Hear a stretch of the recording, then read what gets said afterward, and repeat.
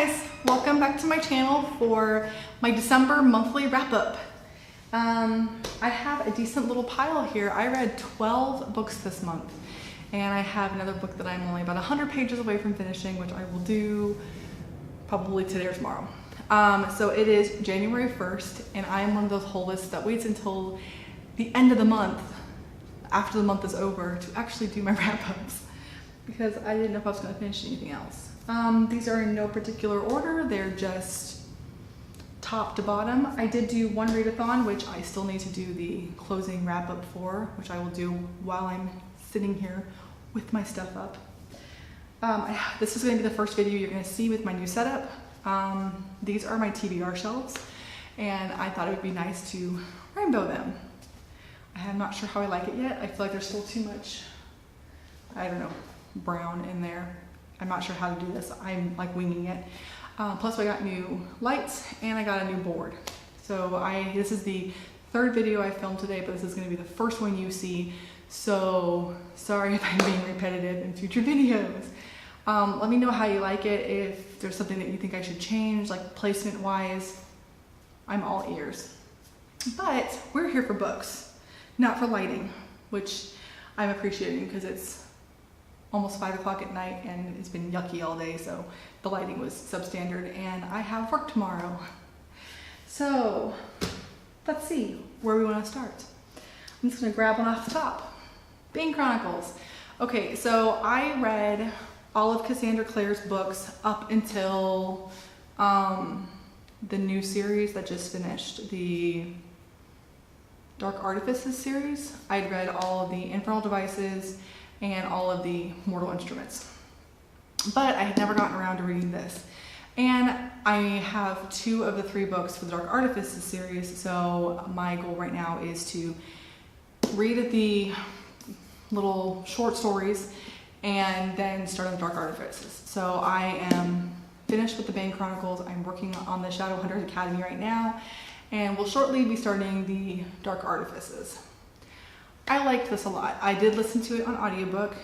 Most of the narrators were pretty good. There was one narrator in particular that was horrible. Like the worst narrator I've ever heard in my entire life. Absolutely horrible. I had to keep speeding him up because I just didn't want to listen to him anymore. I almost just skipped his entire story and read the whole thing by myself, but we were in the car and it was just, if I had skipped it, I would have missed something, because they were kind of like, for the most part, they were in timeline. So from big, oldest to newest. There was a couple in there that were flopped towards the end that had to do with like the Herondales and stuff. There was a couple of those in there that were flopped. But for the most part, they ran from earliest to latest, and I didn't want to miss something in there. But yeah, the book was really good. I really enjoyed the stories. There was just one narrator that was not making things good for me. Next, I read the second Crazy Rich Asians story. This is China Rich Girlfriend. I am about 100 pages away from finishing Rich People Problems right now. I really like this series. It is hilarious. It is aggravating. Some of the characters in this make me so mad. And I know it's satire. I know it's like a Gossip Girl, Asian style. What I really like about it is Kevin Kwan. It is definitely a satire partially on his own life, because he did grow up in this crowd. I don't know how rich his family is because he doesn't say, but he does mention that he went to the same boarding schools as all these guys did, with their corporal punishments. There is lots of little footnotes, and the footnotes are anything from slang terms to Cantonese terms to hokum terms and what they mean, to personal anecdotes. Like there was talking about corporal punishment in here, and there was a word for like the stick they used to beat kids with, and he said that he still hates one of his teachers because he got the stick so much.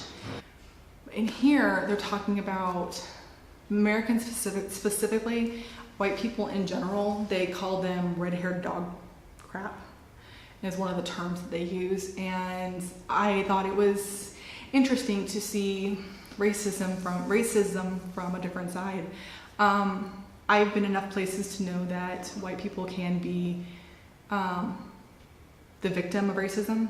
I know in the States that's not something that you see, but outside the United States, especially in other countries, it is something you see. People are racist towards white people and Americans specifically. In this one, they definitely talk about it. But overall, they're extremely funny and I like them a lot. And so I'm now in the process of working on the third book in the series. Next, this was one of my very beginning of the month ones that I had started in November and finished in December. It's called Seriously Wicked. It is a tiny little witch story. And it was one of those ones that was really kind of stupid, but I ended up liking it. But again, it's really, really kind of immature. So the characters in the story are in their late teens, but it definitely reads almost like a middle grade. And so I think it's definitely a fun book to read, but you need to know when you're going in that it is geared younger. And so even though the book is about an older teenager, keep in mind that it is definitely a younger book. So I think this would be really good for like a middle grade transitioning to YA. It's definitely a good Halloween read. It was really cute. I did like it. The next book I read was Witchwood. Witchwood is the second book into Tahira Mafi's Furthermore world. So Furthermore was about Alice and Oliver, and they turned 11. These are middle grade. They turned 11, and after when you're 11, you have to like show off your magical powers, because everybody in Furthermore has a magical power. And Alice is ashamed of her power, doesn't understand her power, and so she won't show it off. And it takes us most of Furthermore to figure out what her power is. But once we find out what it is in Furthermore, in Witchwood, she gets to go and try to help somebody else using her power. And they go help Laylee. Laylee is a body washer. She's a mortgagor, and her job is to cleanse and release the souls of bodies. It is said that you don't have to read them in order. I think you should, because Alice and Oliver do have a big chunk of this book, and I think that if you don't read about Alice and Oliver's story, you're gonna miss a lot of things. But it is written in a way that the narrator is talking to you as the reader or to you as a listener. I listened to this one and it was really awesome because the way he talks to you is just hilarious. I loved it.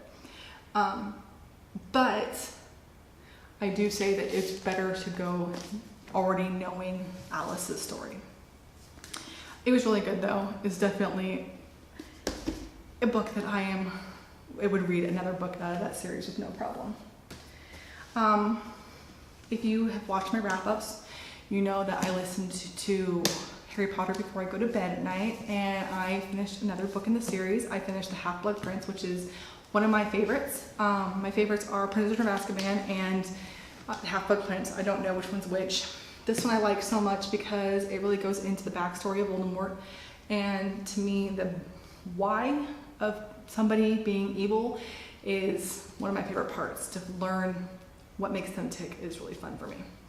So I finished this one this month, which is of course 5 stars because I love these books, and I am about to finish the last one. Well, I'm not about to, I'm like at the beginning of the last one.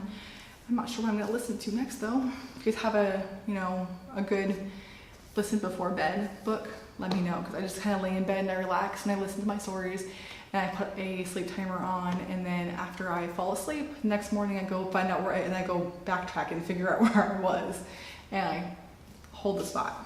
But I kind of want to do like rereads at night. That's why I like this one so much, and I'll probably end up picking this one up again later in the year, but I need something for the first part of the year before I restart Harry Potter again. Next, I read All My Love by Susan Mallory. This was a cute, sweet little romance. It is the 20th book in the series. So I actually went on Thrift Books and bought the first couple. Some of them are here, some of them aren't. They're taking a while to get here, so I'm a little concerned about where one of them is right now. But the story is really, really cute and fluffy. It does have a little bit of some serious notes. So they live in this little town, and all 20 books are placed in this town. So basically they're pairing off everybody in town in these 20 books. This one is about Shelby and Aiden. Shelby was an abused child, and because she was abused, her father was a very nasty character, and because of that, she doesn't feel like she can trust men. And Aiden has a family dynamic that led to him thinking that marriage was a trap. And so they decided to become friends, just friends, so that Aiden can see that women are actual people, not just playthings, and start to learn to appreciate and care for somebody on a friend level only. And she is trying to trust again. She needs to cultivate her friendship so that she can trust another man after what happened to her as a child, as a young woman. I think it happened more than just child. I think it was child, and then when she was like in her early 20s, late teens. And so this is like a trust experiment. But of course, it's a cute, lovey-dovey Harlequin romance, so they will fall for each other, and it's very cute watching them do it. Next, I did a couple of readathons, and one of them was the 'Tis the Season-a-thon. I got this in an Owl Crate Junior box recently, and I thought it looked cute, and it was short enough. It has 225 pages in it, and so I thought that would be perfect for the less than 250. And I read it in a couple of hours, and it was really, really cute. It's got lots of really great pictures in it. The story's really cute. It sounds like it's part of a series, so it's the first book. And it's about these two little girls who live on a spaceship thing. And this one right here, they're Tula and Insanity, and this one right here, I think is Sanity. I can't remember from which. She is extremely smart, like brilliant, and she made herself a kitty. And pets aren't allowed on the spaceship, and there's all this stuff going on, and then her pet gets free, and they think that her pet is causing all this damage on the ship. And so it's all about them trying to sleuth it out. What's going on? Where did her kitty go? And all this other stuff. It was really cute. I liked it a lot. I think that it's definitely, especially if you have little kids or you like the middle grade graphic novels, this was a lot of fun. I also read My True Love Gave to Me. It is a short story collection.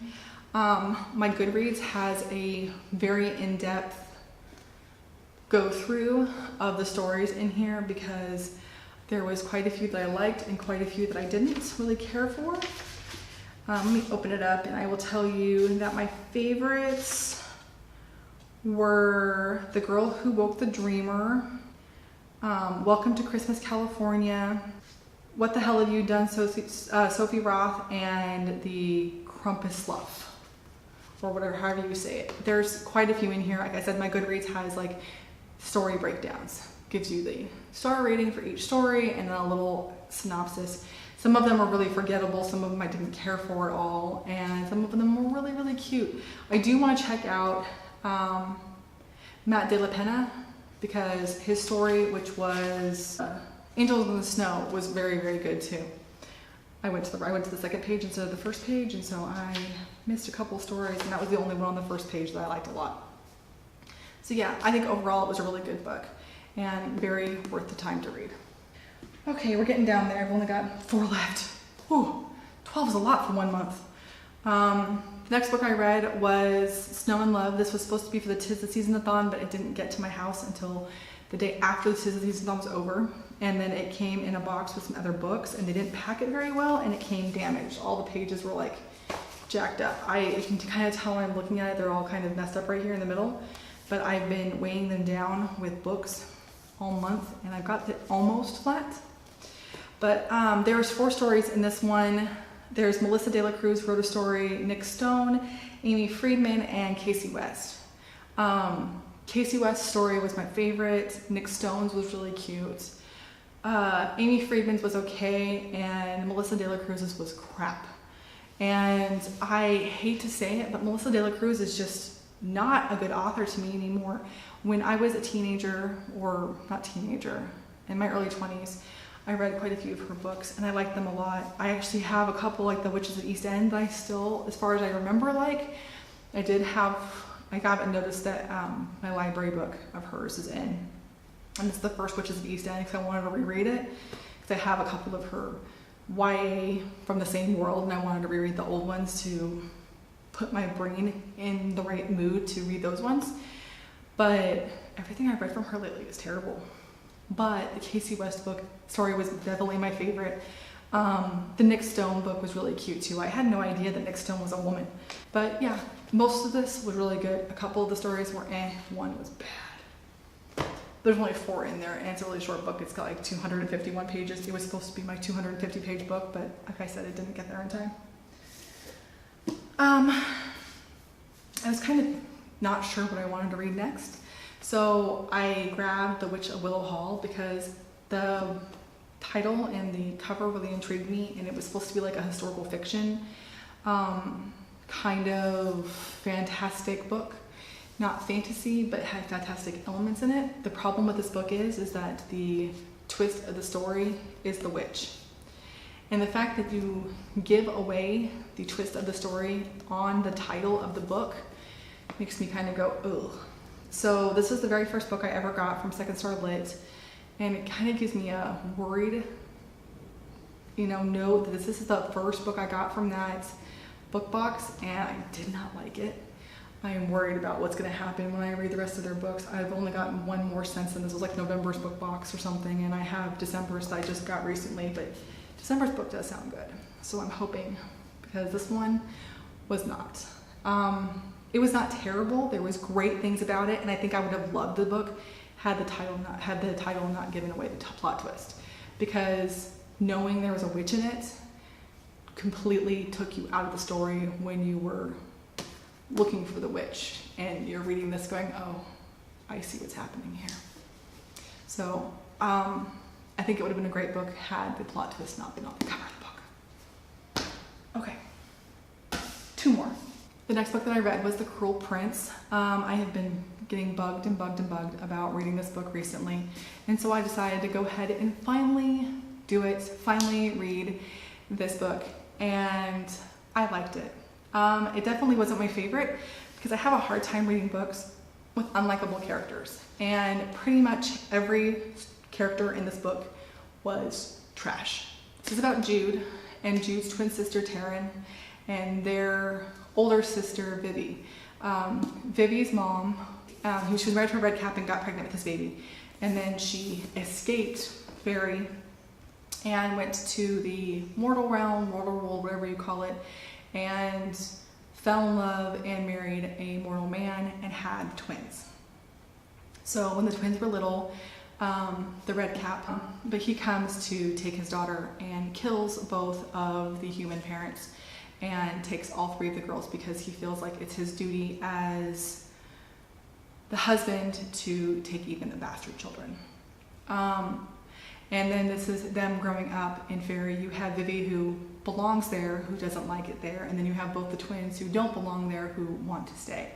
One wants to fall in love and one wants to be a warrior, and it's their stories. And at the end of the day, the only people I liked was Vivi, their little baby brother Oak, and the prince. He's not the cruel prince, but he's a cruel prince, and his name is Carden, and he's like the main dude. They're the only characters I liked, and the only reason, and I'm not even sure why I like Carden.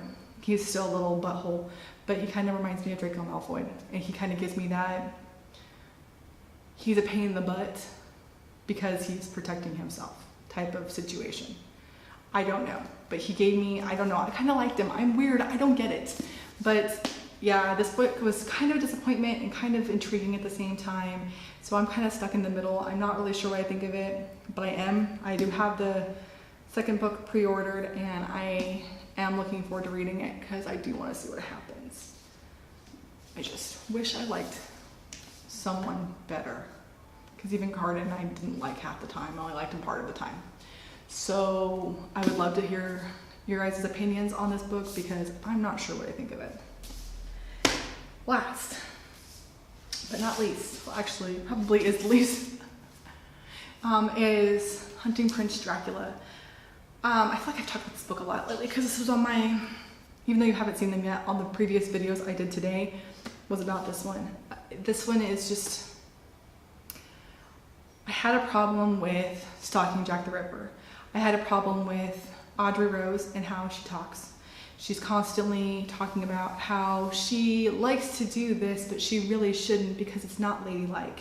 And people don't want her to be a forensic expert because it's not ladylike.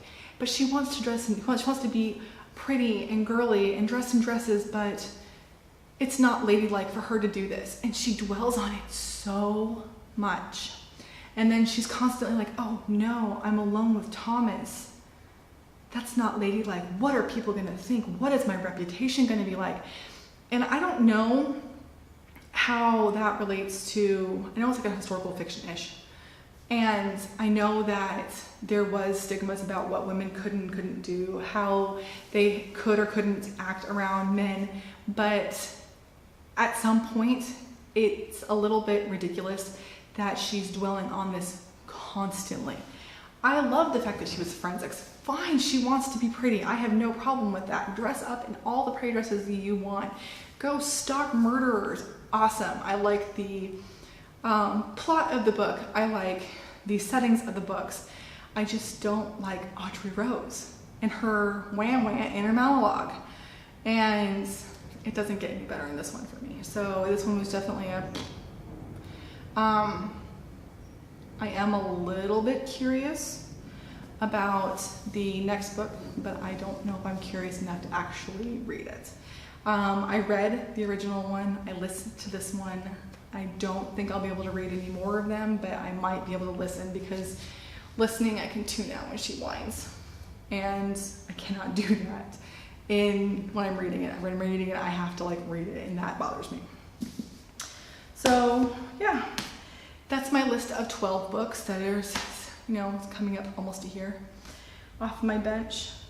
I think I had a pretty good reading month. I definitely had a couple of books that I was not thrilled with, but I loved most of what I read this month.